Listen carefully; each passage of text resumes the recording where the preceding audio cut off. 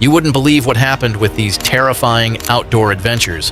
In this video, we'll explore the top 6 real stories of the worst outdoor deaths, survival disasters, and deadly adventures, from hikers who vanished without a trace to climbers who faced nature's wrath. These true stories will leave you shocked. What started as thrilling journeys quickly turned into nightmares. Could they have been saved, or was nature simply unforgiving? Stay tuned as we are going to reveal the unbelievable details behind these tragic outdoor deaths. So let's get started with the story number 1. It was July 30th, 1989, and someone was about to die in a very horrible way. Yes, sometimes your passion, the sport you love, the field of relaxation and fun can also take your life. This is the tragic story of Lane Frost, a rodeo legend whose fearless spirit captivated the world, but whose final ride would become one of the most heartbreaking moments in sports history. When people think of danger, they often imagine extreme sports like skydiving, deep-sea diving, or mountaineering. But sometimes death comes in places you wouldn't expect, outside the world of adventure sports. One sad story is about Lane Frost, a young and skilled bull rider who lost his life in a sport meant to show courage and talent. His death shocked the rodeo world and led to important safety changes. Lane Frost had been riding bulls since childhood. By the age of 24, he had already won the PRCA World Championship, proving himself as one of the best riders in history. But on July 30th, 1989, at the Cheyenne Frontier Days Rodeo, things took a fatal turn. Cheyenne Frontier Days is a Western festival and rodeo that takes place in Cheyenne, Wyoming. It's known as the world's largest outdoor rodeo and Western celebration. That day, he successfully completed an 8-second ride on a bull named Taken Care of Business. The crowd cheered as he dismounted, but within seconds, everything went horribly wrong. As soon as Frost stepped away, the powerful Brahma bull turned unexpectedly and struck him in the side with its horn. The impact was brutal, breaking Frost's ribs.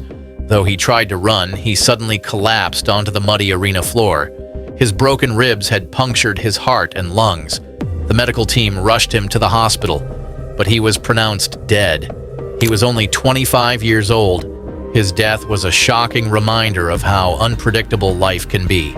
Despite years of experience, fame, and success, a single misstep in a routine competition led to a tragedy. Before Frost's accident, riders wore little or no safety gear, but after he died, his close friend Cody Lambert created a safety vest. Later, it became a rule for all professional bull riders to wear it. Cody Lance Lambert is a former American rodeo cowboy. Lane Frost's legacy didn't just end in the rodeo arena. His life was honored through movies, books, and even a bronze statue at the Cheyenne Frontier Days Old West Museum. His story was also featured in the film 8 Seconds. In the years that followed, the Lane Frost Brent Thurman Award was introduced, given to the highest scoring ride at the PBR World Finals.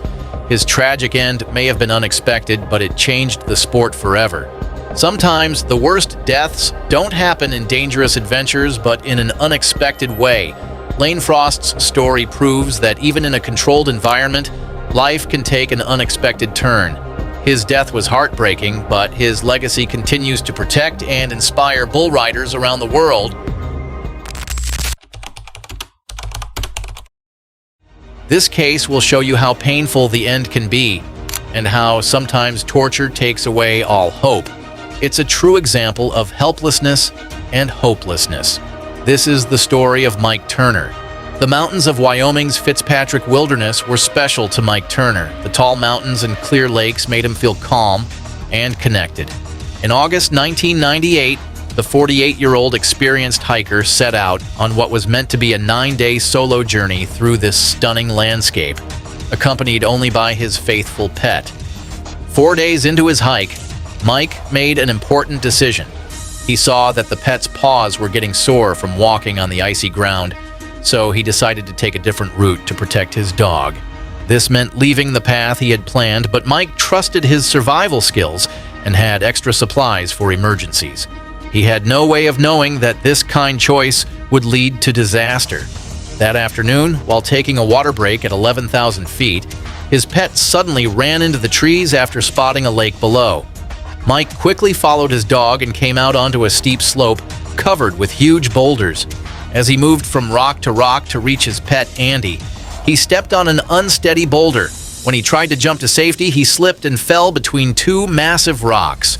The loose boulder rolled forward, trapping his legs tightly in a natural grip created by the U-shaped curves in both rocks. Mike struggled for hours to free himself, but huge and heavy rocks, like 800-pound boulders, wouldn't move. He wasn't hurt, but he was completely trapped.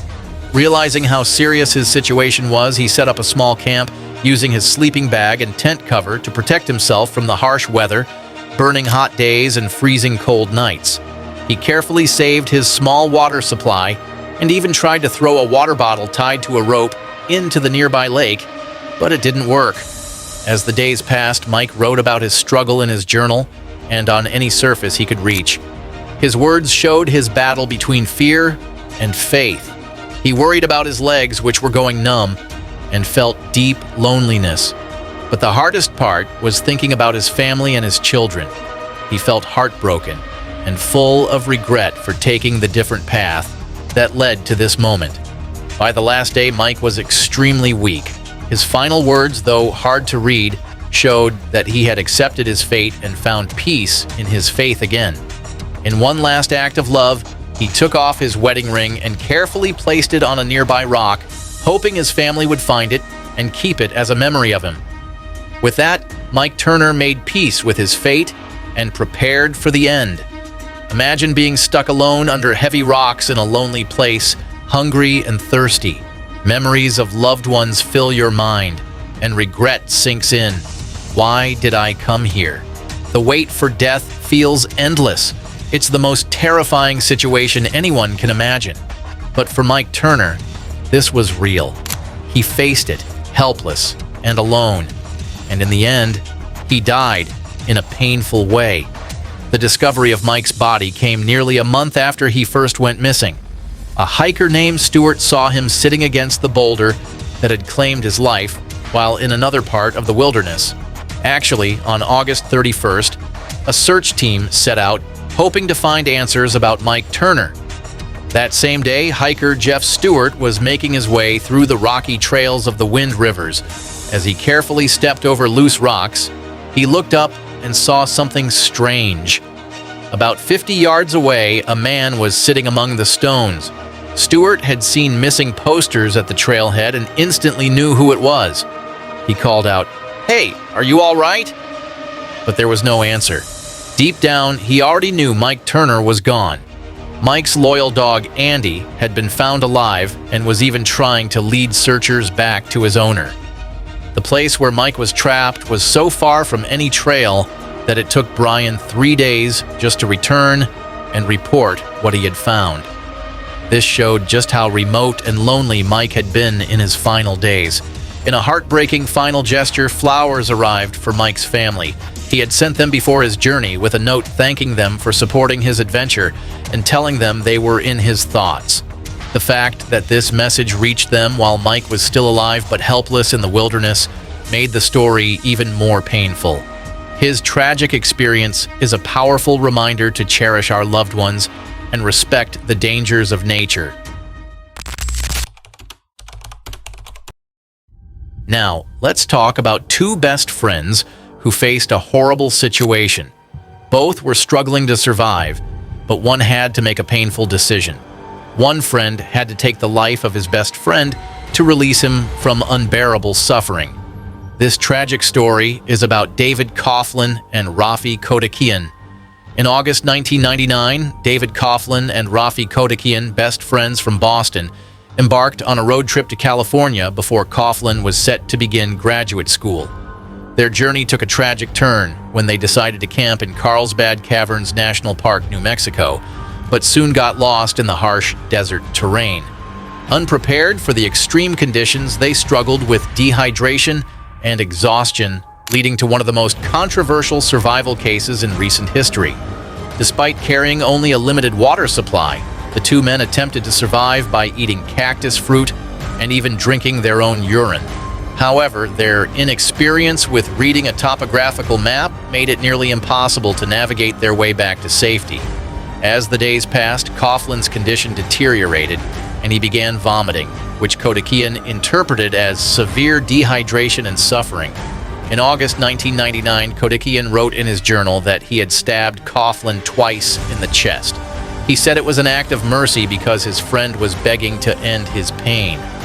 Later that same day, a park ranger found Kodakian alive, but very weak and dehydrated. When the ranger asked about Coughlin, Kodakian quickly confessed and pointed to a pile of rocks where he had buried his friend's body. Investigators quickly became suspicious of Kodakian's story. While he was very dehydrated, he was not close to dying, which made them question his claim that he had no other choice. Another detail that raised doubts was that Kodakian had managed to bury Coughlin under heavy rocks, some weighing over 70 pounds. If he was truly weak, how could he have done that? The autopsy also showed that Coughlin's dehydration was not necessarily fatal. His vomiting was likely caused by eating unripe cactus fruit, not extreme dehydration. The case sparked a huge public debate. Some people believed Kodakian acted out of desperation, while others thought there might have been another reason for the killing. There were even rumors that Coughlin had once dated Kodakian's ex-girlfriend, but friends and family denied any bad blood between them. In court, Kodakian pleaded guilty to second-degree murder. His lawyer argued that he didn't plan the killing but acted in response to his friend's cries for help. The prosecution, however, said he had panicked and overreacted instead of trying other ways to survive. In the end, he was sentenced to 15 years in prison, but the judge reduced it to only 2 years, followed by 5 years of probation. Coughlin's family admitted there were still unanswered questions about what really happened, but they did not believe Kodakian had acted out of cruelty.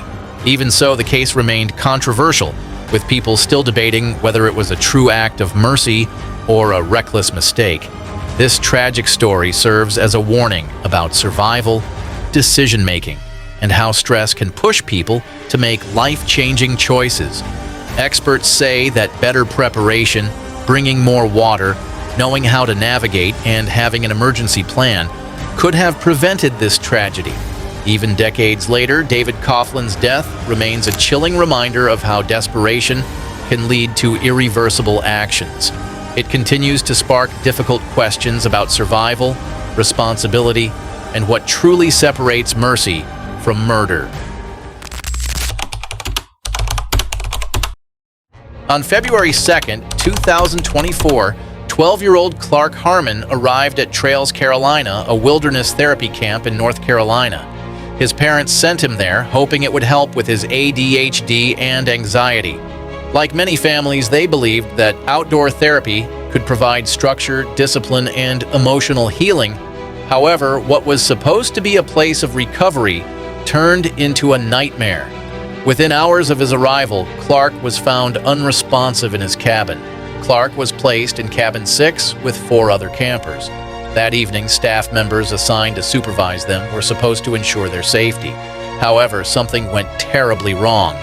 The next morning, Clark was discovered unresponsive on the cabin floor. His knees were bent, his arms were crossed over his chest, and his body was cold to the touch. A CPR mask had been placed on his face, but it was too late.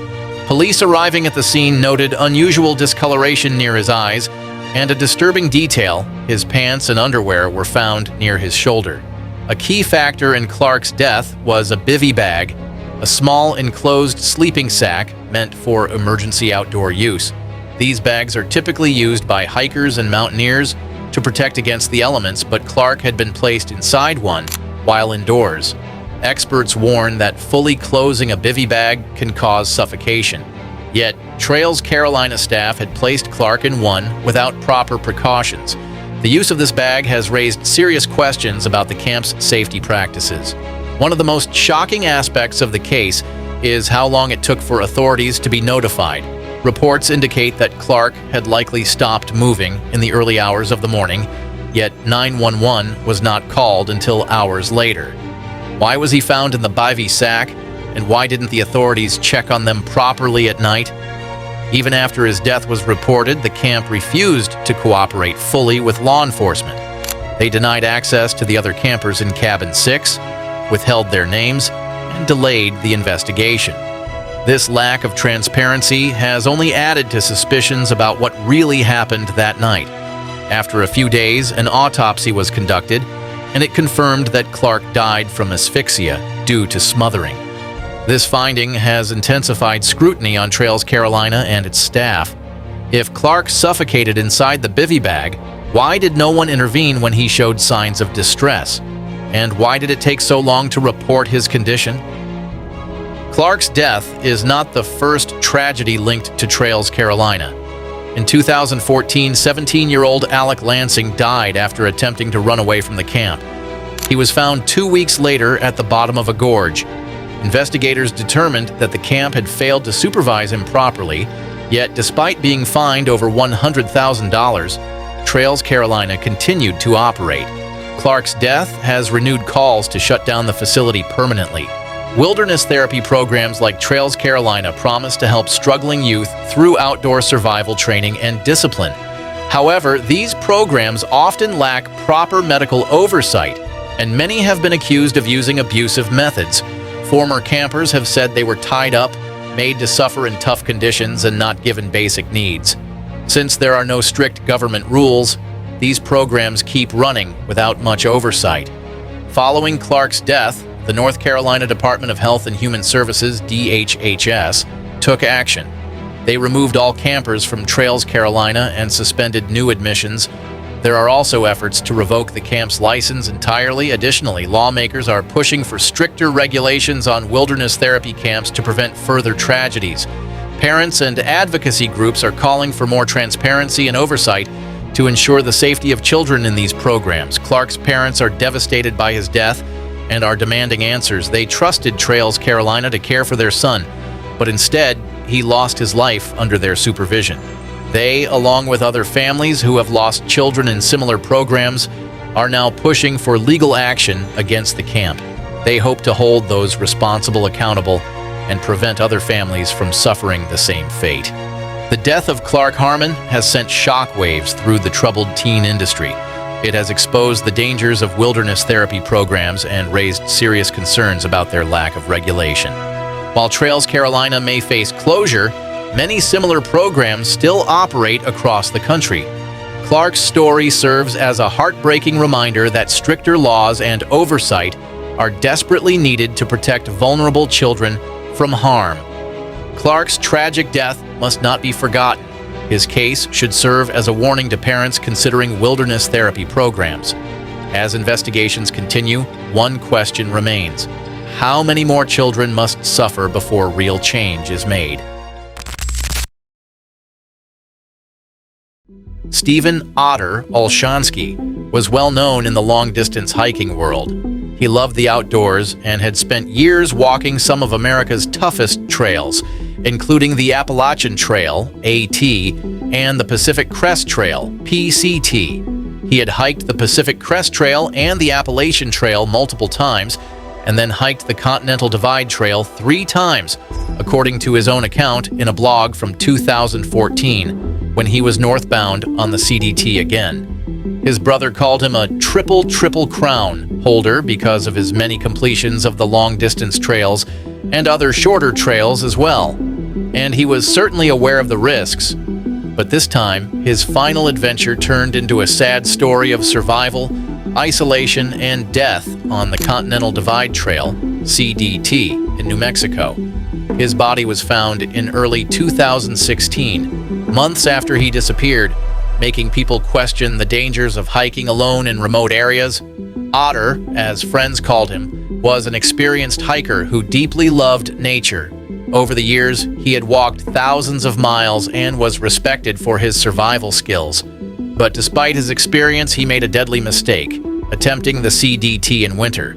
This trail stretches over thousands of miles from Mexico to Canada and is one of the hardest long-distance hikes in the world. Winter conditions on the trail can be brutal, with freezing temperatures, deep snow, and strong winds. In November 2015, Otter started his journey through the New Mexico section of the CDT. Unlike the more crowded AT and PCT, this part of the CDT is extremely remote. Towns are far apart, water is hard to find, and the weather can change quickly. Hikers sometimes get help from volunteers who offer food or supplies, but in the off-season, help is rare. Even with warnings from others, Otter chose to continue into the wild. As winter arrived, Otter faced growing challenges. With fewer hikers around, he was alone for long stretches. His supplies ran low, and the freezing temperatures made it hard to survive.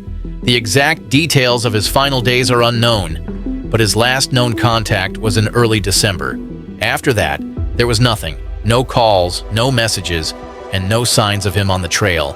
Friends became worried, but the vast wilderness made searching for him nearly impossible. Months later, in early 2016, a group of hikers found a body in a remote part. Authorities later confirmed it was Otter. He had died alone, likely from serious weather and starvation. He was completely alone, thirsty, and hungry. In his confusion and desperation, he even attempted suicide. You can only imagine the level of torture and suffering he endured. The hiking community was shocked. Otter was known for his toughness and survival knowledge. People wondered what had gone wrong. Did he underestimate the dangers?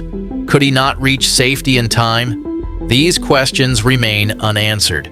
Otter's death shows the dangers of hiking alone, especially in extreme conditions. Many hikers enjoy being alone in nature, but the risks are high. Injuries, sudden weather changes, and no immediate help can turn a hike into a life or death situation. Even experienced hikers can be overwhelmed by nature's power. Otter's story is a sad reminder that no one is completely safe in the wild. His death also raises questions about hiker safety. Carrying emergency devices, checking the weather, and knowing when to turn back can save lives. Some believe there should be better marked trails and emergency shelters in dangerous areas. Others argue that hiking is about survival and facing challenges. No matter the debate, Otter's fate is a lesson in the importance of preparation and caution. For those who knew him, Otter was more than just a hiker. He was a mentor, a friend, and a storyteller. His passion for hiking inspired many, and his loss is deeply felt in the hiking community. Social media and hiking forums are filled with messages honoring his memory, sharing stories about him, and reflecting on the lessons from his journey. His adventurous spirit will not be forgotten, but his tragic end serves as a warning to others. The Continental Divide Trail is a dream for many hikers, but Otter's story reminds us of its dangers. It is a trail that requires respect, careful planning, and sometimes the wisdom to turn back. Hiking can be a special and exciting journey, but no trip is worth losing your life. Otter loved nature, and it became his final resting place. His story will continue to be told among hikers both as a tribute to his adventurous life and as a lesson in survival. The trail that took his life will forever hold the memory of a man who lived for the journey, even when it led him to a lonely and tragic end. In late January 1973, a terrible tragedy occurred in northern Russia that took the lives of 10 young people. The incident happened at a place called Chivruay Pass in the Lovozero Massif, which is located in the Kola Peninsula region of what was then the Soviet Union. The group was made up of students from the Kuibyshev Aviation Institute. Their leader was 24-year-old Mikhail Kuznetsov, who was joined by 8 other students ranging in age from 17 to 23, and also a 26-year-old woman. Most of the younger members were just teenagers. Sergei Gusev, Yuri Krivov, Alexander Novosyolov, and Anatoly Pirogov were all only 17 years old. The students had planned a ski hiking trip through the snowy wilderness. At that time, this kind of outdoor adventure was popular among Soviet students. It helped them build strength, learn survival skills, and explore the vast natural areas of their country. The group started their journey in high spirits. They planned to ski through the mountains. The place where they were hiking, the Lovozero Massif, is known for its freezing temperatures and strong winds. In winter, it becomes a very difficult and dangerous place, even for skilled hikers. Something went terribly wrong between January 27th and 28th, 1973. During these 2 days, all 10 members of the group lost their lives in the snowy wilderness. Unlike other mysterious hiking incidents in Soviet history, the cause of death was clear. They all died from hypothermia, which means their bodies became too cold to survive. Hypothermia is very dangerous because it can confuse people and make them act strangely. When a person gets extremely cold, they may feel hot and take off their clothes, even though they are freezing. This is called paradoxical undressing and has been seen in many deaths caused by cold weather. Soviet authorities investigated the incident and concluded that the weather had turned against the group. The extreme cold and strong winds of the Lovozero Massif were too much for them to handle, even though they were well prepared. The youngest victims, Gusev, Krivov, Pirogov, Novoselov, and Ushkov, were just beginning their lives. They were students with dreams and goals for the future. The older members, Kuznetsov, Martina, Zemlyanov, and Altshuler, were also young, with many years ahead of them. The tragedy deeply affected the local community and the Kuibyshev Aviation Institute. Losing 10 young lives in a single event was heartbreaking. It was a harsh reminder of how dangerous winter hiking can be, even for experienced and well-equipped hikers. Today, an obelisk stands at the site of the tragedy. This monument honors the 10 lives lost and serves as a warning to hikers about the dangers of the area. It keeps their memory alive and reminds visitors to respect the power of nature. Some people compare the Chivray Pass incident to the famous Dyatlov Pass case from 1959. However, there are key differences. The Dyatlov Pass case remains mysterious and debated, while the Chivray Pass deaths were clearly caused by hypothermia. There were no strange or unexplained circumstances. The Chivray Pass incident is still remembered in the Russian hiking community. It is a cautionary tale that reminds adventurers to always respect nature. Even with good preparation and experience, the wilderness can be deadly. The story of these 10 young hikers continues to teach important lessons about safety and the risks of hiking in extreme winter conditions. These real-life stories prove just how unpredictable and dangerous the great outdoors can be. Whether it's a case of being trapped alone between rocks, a horrible end due to suffocation, or an unbelievable attack from a loved one, survival isn't always guaranteed. Which story shocked you the most? Have you ever faced a life-threatening situation while exploring the mountains, and what would you do differently to survive in such extreme conditions? Let us know in the comments below. If you enjoyed this video, don't forget to like, share, and subscribe for more real-life stories. Hit the bell icon so you never miss an update. Stay safe, stay prepared, and we'll see you in the next one.